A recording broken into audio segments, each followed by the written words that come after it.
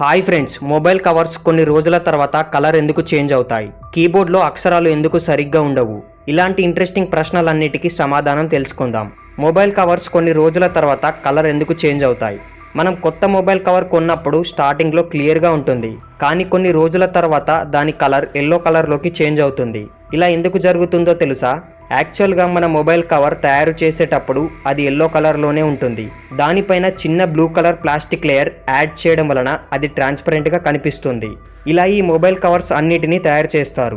ఇప్పుడు ఈ mobile సన్లైట్కి expose అయినప్పుడు అది దానిపైన ఉన్న బ్లూ కలర్ లేయర్ని కోల్పోతుంది. ఎందుకంటే సన్లైట్ నుంచి వచ్చే యూవీ రేస్ అనేవి ప్లాస్టిక్ని కరిగిస్తుంది. బ్లూ కలర్ లేయర్ని కోల్పోవడం వలన మొబైల్ కవర్స్ ఎల్లో కలర్లోకి చేంజ్ అవుతాయి. అంతేకాకుండా మనం హ్యాండ్స్తో ఎక్కువగా మొబైల్ వాడడం వలన మన చేతుల నుంచి వచ్చే చెమట ఇంకా ఆయిల్స్ పదార్థాలు యాసిడిక్ క్వాలిటీస్ని కలిగి ఉంటాయి. యాసిడిక్ క్వాలిటీస్ కలిగి ఉండడం వలన అది కొంచెంగా ప్లాస్టిక్ని తినేస్తుంది. ఇలా ఫైనల్గా ఆ మొబైల్ కవర్ ఎల్లో కలర్లోకి చేంజ్ అవుతుంది. అయితే యావరేజ్గా ఈ మొబైల్ కవర్స్ కలర్ చేంజ్ అవడానికి 30 to 90 days టైం పడుతుంది. కీబోర్డ్లో అక్షరాలు ఎందుకు సరిగ్గా ఉండవు? కీబోర్డ్లో ఇలా అక్షరాలు ఆర్డర్ వైజ్గా ఉండకపోవడానికి కారణం ఫాస్ట్గా టైప్ చేయడానికి. ఒకవేళ కీబోర్డ్లో అక్షరాలన్నీ ఆల్ఫాబెటికల్ ఆర్డర్ వైజ్ ఉంటే ఫాస్ట్గా టైప్ చేయడం సాధ్యం కాదు. అంతేకాకుండా ఎక్కువగా జామ్ అవుతూ ఉంటుంది. అంటే ఒక్క సెంటెన్స్ పూర్తిగా టైప్ చేయడానికి చాలా టైం పడుతుంది. ఇలా ఈ ప్రాబ్లమ్ని సాల్వ్ చేయడానికి 80s 70sలో క్వార్టీ కీబోర్డ్ని ఇన్వెంట్ చేశారు. అంటే ఇప్పుడు మనం చూస్తున్న కీబోర్డ్ని క్వార్టీ కీబోర్డ్ అని అంటారు.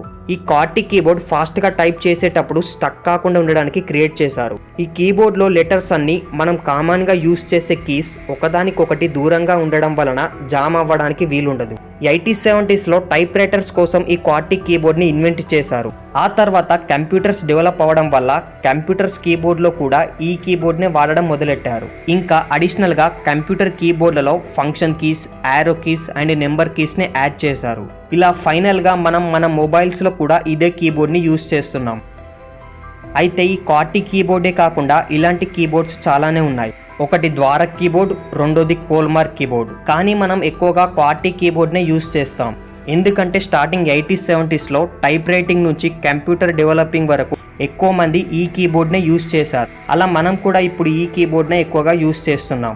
ఒకవేళ మీరు ఈ ద్వారక్ ఆర్ కోల్మార్క్ కీబోర్డ్ని యూజ్ చేయాలనుకుంటే మన మొబైల్ కీబోర్డ్లో ఈ లాంగ్ స్పేస్ బార్ని గట్టిగా ప్రెస్ చేసి కింద ఉన్న లాంగ్వేజ్ సెట్టింగ్స్ బటన్ పై క్లిక్ చేసి ఇక్కడ కనిపిస్తున్న ఇంగ్లీష్ని ఓపెన్ చేసి పక్కకి స్క్రోల్ చేశాక ద్వారక్ అండ్ కోల్మార్క్ కీబోర్డ్స్ని సెలెక్ట్ చేసుకొని యూజ్ చేయండి.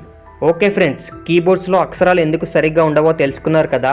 ఈ వీడియో మీకు నచ్చినట్లయితే లైక్ చేయండి, అలాగే మీ ఫ్రెండ్స్ అందరికీ షేర్ చేయండి. ఇలాంటి మరెన్నో ఇంట్రెస్టింగ్ వీడియోస్లని మిస్ కాకుండా చూడడానికి 10x Facts ఛానల్ని సబ్స్క్రైబ్ చేసుకొని పక్కన ఉన్న బెల్ ఐకాన్ బటన్ని యాక్టివేట్ చేసుకోండి. Thank you for watching.